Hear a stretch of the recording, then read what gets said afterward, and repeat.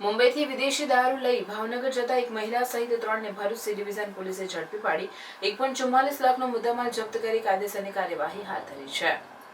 Bharuch C division police સ્ટેશનના સ્ટાફને બાતમી મળી હતી કે જીએનએફસી બસ સ્ટેન્ડમાં એક મહિલા સહિત 3 જણા વિદેશી દારૂના જથ્થા સાથે ક્યાંક જવાની ફિરાકમાં છે, જેના પગલે ટીમે તુરંત સ્થળ પર દોડી જઈ બાતમી મુજબની મહિલા અને 2 શખ્સોને ઝડપી પાડ્યા હતા।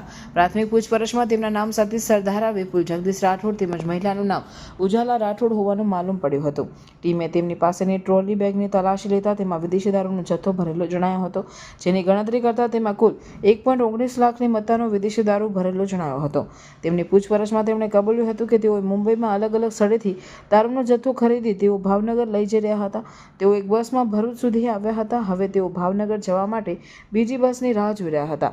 પોલીસે તેમની પાસેથી વિદેશી દારૂ તેમજ 2 મોબાઈલ મળી કુલ 1,44,000નો મુદ્દામાલ જપ્ત કરી પ્રોહિબિશન એક્ટ હેઠળ ગુનો નોંધી આગળની કાર્યવાહી હાથ ધરી છે।